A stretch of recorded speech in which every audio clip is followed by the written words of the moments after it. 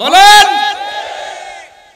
অথচ এই লোকটা মারা যাওয়ার পর প্রত্যেক সোমবারের দিন শুধু এই দুইটা আঙ্গুল, এই শাহাদত আঙ্গুল আর এই পাশেরটা মুখের ভেতরে নিয়ে একটু চষা মারে, ওর ভেতরে শরবত আমার আল্লাহ জারি করে দেয়। তাফসীরের কিতাবে দেখলাম কেন এত বড় অপরাধীকে আমার আল্লাহ এই শান্তি কেন দেয়। আল্লাহর নবী যেদিন জন্মগ্রহণ করে, বিশ্ব নবীর এই জন্মের কথা আবুল আহাবের এক দাসী বাড়ির কাজের মেয়ে, এই মেয়েটি যে ডাক দিয়ে বলে, মালিক আমি জানি আপনার হুকুম ছাড়া বাইরের বাইরে যাওয়া নিষেধ, কিন্তু আজকে আপনাকে আমি এমন একটা সংবাদ দেওয়ার জন্য এসেছি যেটা না দিয়ে আমি আর স্থির থাকতে পারলাম না। আপনার মরা ভাই আব্দুল্লাহর একটা এতিম সন্তান দুনিয়ায় এসেছে, আকাশের চাঁদের চাইতেও সুন্দর। আপনার ভাই থাকলে অনেক খুশি হতো। আবুল আহাব ওই দিন ডাক দিয়ে বলেছে, আমার ভাই থাকলে আনন্দ তো অনেক বেশি হতো। আমার ভাই যখন নেই, আমার মরা ভাই আব্দুল্লাহর এতিম সন্তানের সুসংবাদ যখন দিলে, তোমার আজ খালি হাতে ফেরত দিতে পারি না। আজকে তোকে আমি একটা পুরস্কার দিলাম, এই দুইটা আঙ্গুল দিয়ে বলেছিল তোরে আমি আজাদ করে দিলাম, মুক্ত করে দিলাম। আল্লাহ পাকের কাছে এই বিষয়টা এত পছন্দনীয়, কারণ এই কথাটা করেছে, এই কাজটা করেছে ও নবীর পক্ষে। কার পক্ষে বলেন? এত বড় কাট্টা কাফের নবীর পক্ষে অবস্থান নেওয়ার কারণে এই যে দুই আঙ্গুল নিয়ে, এই জন্য কিয়ামত পর্যন্ত ওই দুইটা আঙ্গুল শুধু সোমবারের দিন একটু চষা দেবে, সর্বদা আমার আল্লাহ জারি করে দেবে। বারবার এত ডিস্টার্ব হয় কেন? আমার বন্ধুরা, আমরা অনেকেই বালাগাল উলাবি কামালিহি পড়ে। আমার তো মনে হয় অনেক মুসলমান এটাকে দরুদ শরীফ মনে করে পড়ে, অথচ এটা দরুদ না, এটা কোরআনের আয়াত না, হাদিসেও নেই, এটা একটা কবিতা। এটা কি বলেন না কেন? আমি বিশ্বের যতগুলো দেশ এবার ঘুরেছি, আমি যতগুলো দেশে ঘুরলাম, সব দেশে কম বেশি এই বাক্যটা চলে, বালাগাল উলাবি কামালিহি কাশাফাত দুজা বিজামালিহি হাসনাত জামিউ খিসালিহি সাল্লু আলাইহি ওয়া আলিহি। তাও মানুষ এমনি এমনি পড়ে না, মহব্বত দিয়ে, ভালোবাসা দিয়ে, দরদ দিয়ে পড়ে। কেন? এটা কিন্তু নবীজি নিজে লেখেন নাই, সাহাবী লেখেন নাই, লিখেছেন শেখ সাদি রহমতুল্লাহ আলাইহি। সারাটা জীবন বিভিন্ন কবিতা লিখেছেন। 120 বছর তিনি হায়াত পেয়েছিলেন। 30 বছর একাধারে তিনি ছোটবেলা থেকে জ্ঞান অর্জন করেছিলেন। বাকি 30 বছর তিনি ওই জ্ঞানকে বিতরণ করেছিলেন। বাকি 30 বছর তিনি বিভিন্ন দেশে সফর করেছিলেন। বাকি জীবনের শেষ 30 বছর তিনি হাজারো বই লিখেছিলেন। গরিষ্ঠা অবস্থা এর ভেতরে অন্যতম হচ্ছে এই চরণটা। কলম হাতে নিয়ে চিন্তা করলেন, পৃথিবীতে কত কিছু লিখলাম, কিন্তু নবীজির নামে আমি তো কিছু লিখতে পারলাম না। কলমটা হাতে নিয়ে তিনি এই 3টা চরণ লিখলেন, কিন্তু 4র্থ নম্বর লাইনটা তার আর মনে আসে না। তাহাজ্জুদের নামাজ আদায় করে যায় নামাজে ঘুমিয়ে গেলেন। গভীর রজনীতে বিশ্বনবী এসে ডাক দিয়েছে, সাদি কি লিখছিলে দেখাও। হযরতে শেখ সাদি বলে, হে রাসূল, জীবনে বহু কবিতা লিখেছি, কোনোদিন আমার কলম থেমে যায়নি। আজকে আপনার নামে লিখতে গিয়ে দেখি 3য় নাম্বার লাইনের পরে আমার আর মনে আসে না। আল্লাহর নবী বলেন, সাদি কি লিখেছো আমাকে শোনাও।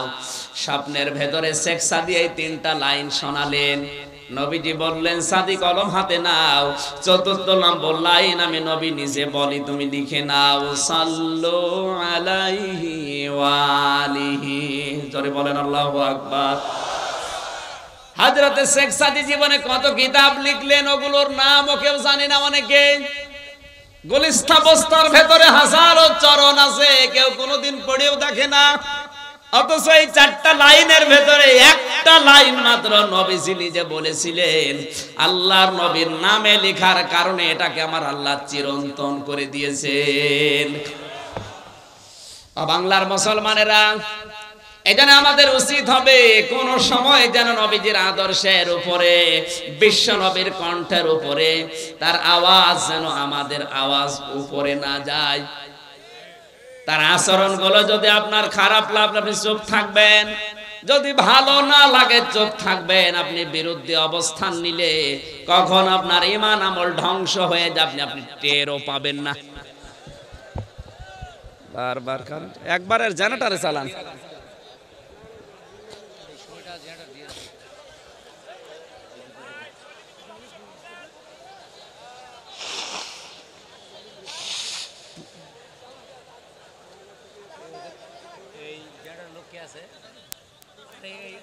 অবশেষে সময়টা জেনারেটর অফ করে না।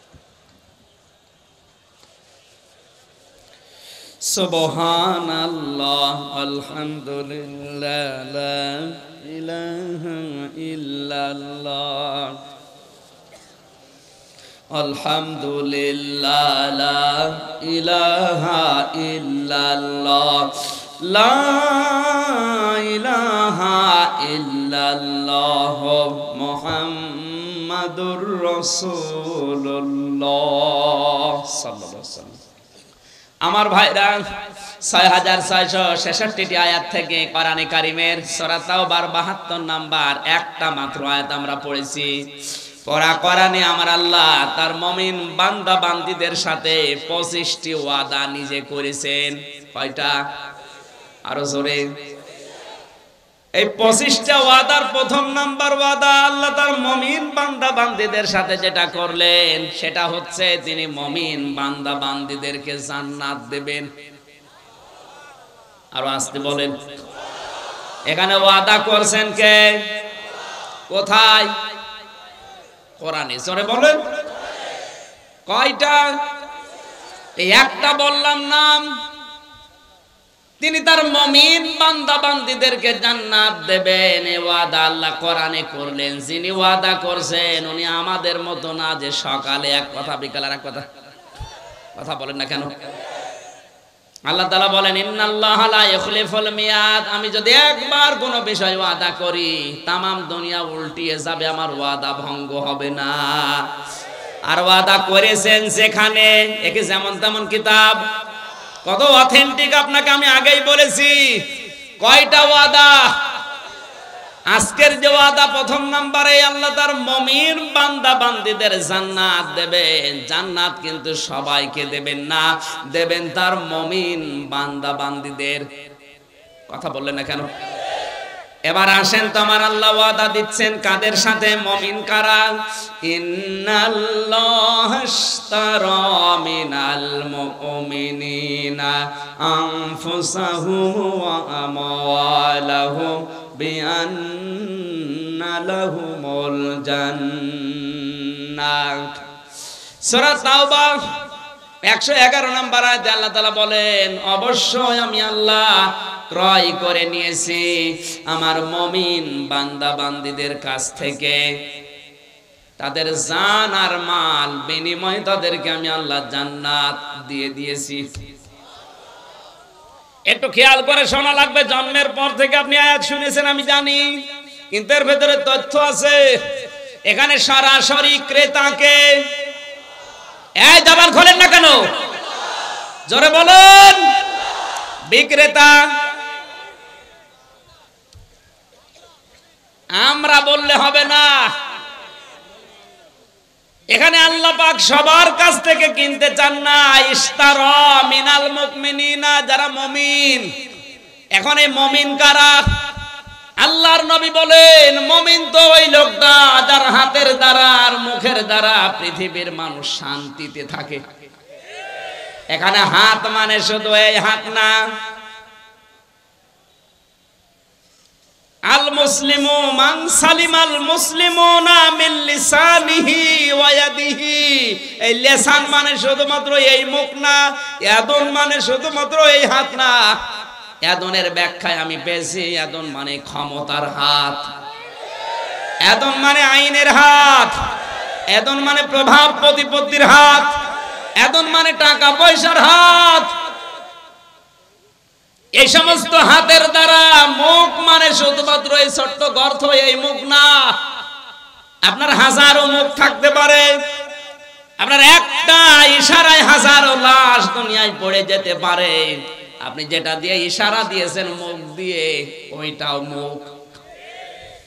আপনার হাতের দ্বারা প্রভাব প্রতিপত্তির হাত, ক্ষমতার হাত, আইনের হাত, টাকা পয়সার হাত, আপনার শরীরের হাত হতে পারে। এই হাতের দ্বারা, মুখের দ্বারা যদি পৃথিবীর কোনো মানুষ আতঙ্কে থাকে, অশান্তিতে থাকে, আপনি আর যাই কিছু করেন না কেন এখনো মুমিন হতে পারেননি। এটা বাংলাদেশে হাদিসটা মিলান তো, এদেশে এখন মুমিন বেশি না কম? কম মানে নেই।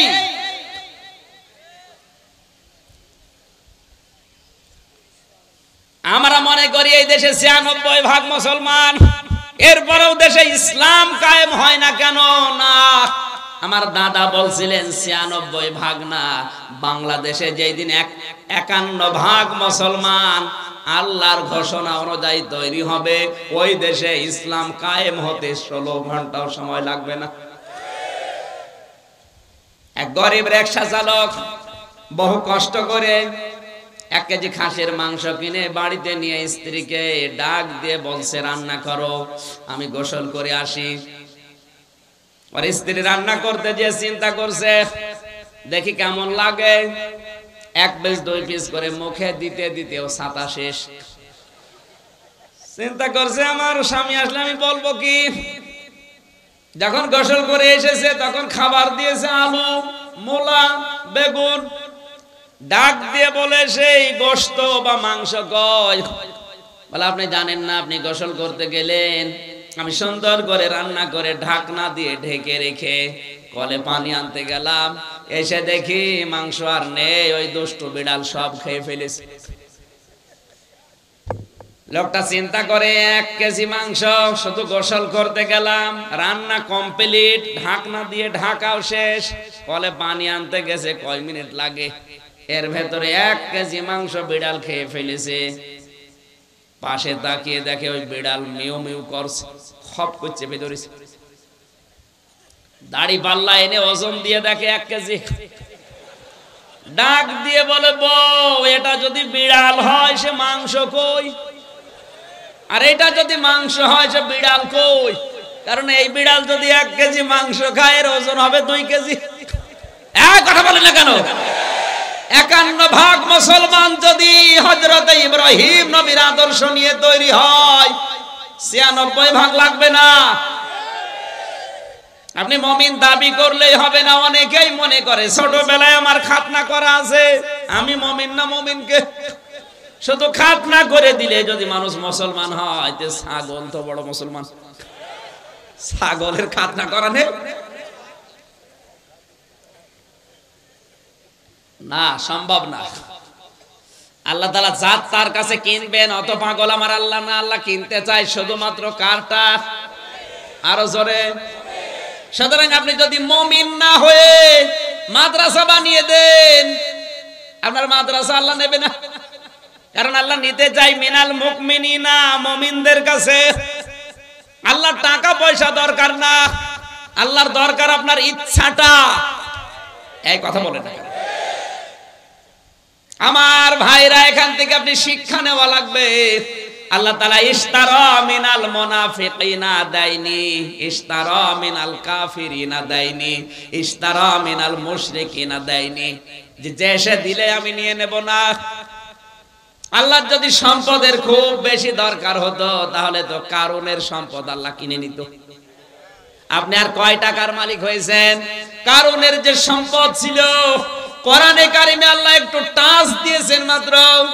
ইন্না কারুনা কানা মিন কওমি মূসা ফাবাগা আলাইহিম ওয়া আতাইনাহু মিনাল কুনুজি মা ইন্না মাফাতিহাহু লাতানু বিল উসবাতি উলিল কুওয়া। সূরা কসস ২০ নম্বর পারা ১৩ নম্বর পৃষ্ঠা। 12 নাম্বার লাইন 10 নাম্বার লাইনের 76 নাম্বার আয়াতে আল্লাহ জানিয়েছেন, কারণ মুসা নবীর অবাধ্য ছিল, তাকে এত সম্পদের মালিক আমি আল্লাহ বানিয়েছিলাম। 70 জন যুবক মানুষ লাগতো তার শুধু চাবি বহন করতে।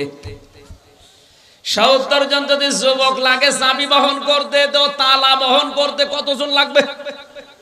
আর যদি তালা এত হয় তো বাক্স কত ছিল? আল্লাহর সম্পদের দরকার হলে আপনার কথা আল্লাহ বলতো না কোরআনে, তাহলে কারণের নাম দিয়ে দিত। কথা বলেন না কারণ? বাংলাদেশের দিকে যদি আল্লাহ আয়াতটা দিত, তাহলে কিছু মানুষের নাম আল্লাহ উল্লেখ করে দিত। মুসা বিন শমশেরের নাম বলতো, সালমান এফ রহমানের নাম বলতো, আকিজ কোম্পানির নাম বলতো। আপনি কয় টাকার মালিক, আপনাকে তারা 10 বার না 100 বার 1000 বার কিনতে পারে, বেচতে পারে।